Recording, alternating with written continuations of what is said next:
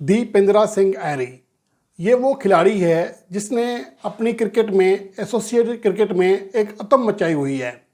इस बंदे ने कौन सा बड़ा रिकॉर्ड है फास्टेस्ट क्रिकेट का वो नहीं तोड़ा, लेकिन इसके बावजूद हैरानकुन तौर पर ना आईपीएल में, ना पीएसएल में, ना बांग्लादेश प्रीमियर लीग में कोई भी टी20 लीग इस प्लेयर को लिफ्ट नहीं कराती है। वजह सिर्फ ये है कि नेपाल से खेलते हैं, लेकिन नेपाल से खेलने वाला जो संदीप लेमा चेन्नई है उसको तो बड़ी बड़ी लीग्स मिल चुकी हैं, बड़े बड़े मैचेस मिल चुके हैं।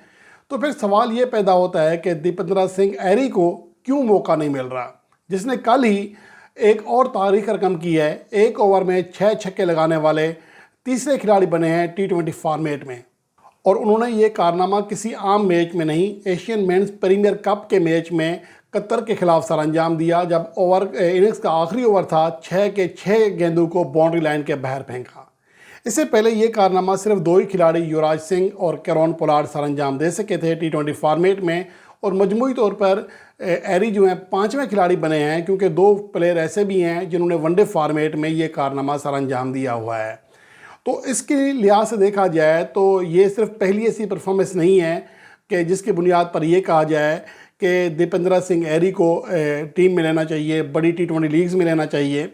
असल बात यह है कि गुज़िश्ता एशियन गेम्स जो कि 19वीं एशियन गेम्स से चीन में खेले गए थे, वहाँ पर वो सिर्फ 9 गेंदों पर 50 रन बनाने में कामयाब रहे थे। उनका ये रिकॉर्ड अब टूटने के काबिल इसलिए नहीं है कि कोई और खिलाड़ी ज़्यादा से ज़्यादा क्या कर लेगा। 9 गेंदों पर तो 50 बना सकता है, वो 8 पर नहीं बना सकता। 8 की 8 गेंदों को अगर बाउंड्री लाइन के बाहर भी फेंक दे तब भी 48 रन बनते हैं। यानी ऐसा रिकॉर्ड जो अब नाकाबिल तस्गीर हो चुका है वो ऐरी के पास है।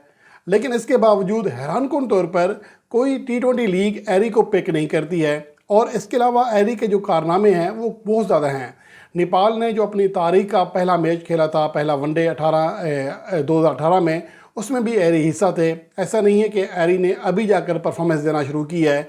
ये बंदा तवत्तर के साथ परफॉर्मेंस दे रहा है, लेकिन इसके बावजूद उन्हें कभी भी किसी बड़ी टी20 लीग में खेलने का मौका नहीं मिला। इस सवाल का जवाब तो शायद फ्रेंचाइजीज ही दे सकती हैं कि आखिर ऐरी को टीम में ना लेने की वजह क्या है। हो सकता है कि इनके बारे में ये हो कि ये छोटे बॉलर जो कि एसोसिएट टीमों के बॉलर्स होते हैं उनके खिलाफ परफॉर्मेंस दे के आते हैं, और इसका किसी हद तक उनका जो ये खदशा था वो दुरुस्त साबित हुआ था ग्लोबल टी20 लीग में। ग्लोबल टी20 लीग वहद बड़ी लीग है टी20 फॉर्मेट की, जिसने दीपेंद्रा सिंह ऐरी को मौका दिया, लेकिन वहाँ पर ये बड़ी परफॉर्मेंस ना दे सके। वहाँ पर मजमूई तौर पर 8 मैचेस की 6 इनिंग्स में वो सिर्फ 143 रन कर सके, और उनका जो बेस्ट स्कोर था वो 28 था, और पूरे टूर्नामेंट में वो एक भी छक्का ना लगा सके, जो कि नेपाल के लिए खेलते हुए एक ओवर में 6 छक्के लगा रहे हैं। तेज़ तरीन 50 का रिकॉर्ड बना चुके हैं, लेकिन ग्लोबल टी20 लीग में उनसे एक भी छक्का ना लगा। अलबत्ता 12 चौके ज़रूर लगाए, लेकिन उनका स्ट्राइक रेट 102 रहा, जो कि नहायत ही कम है। अब इसकी वजह ये है कि शायद लगता है ऐसा है कि जो फ्रेंचाइजीज का डाउट है उनके ऊपर, या जो खदशा है, या उनकी जो तकनीक है, वो इसी लिहाज से सोचते हैं कि दीपेंद्रा सिंह ऐरी एसोसिएट टीमों के खिलाफ तो छक्के चौके लगा सकता है, लेकिन बड़े मैचेस में आला सतह के मुकाबलों में उनकी परफॉर्मेंस अच्छी नहीं रहती है। लेकिन दीपेंद्रा सिंह ऐरी जिस तरह ख़ुद को बनवा रहे हैं, जिस तरह परफॉर्मेंस दे रहे हैं, तो मुझे लगता है कि आने वाले जो साल हैं उनमें लाजमी बड़े प्लेयर बनकर उभरेंगे, और बड़ी टी20 लीग दीपेंद्रा सिंह ऐरी को अपने स्क्वाड में शामिल करती हुई दिखाई देंगी।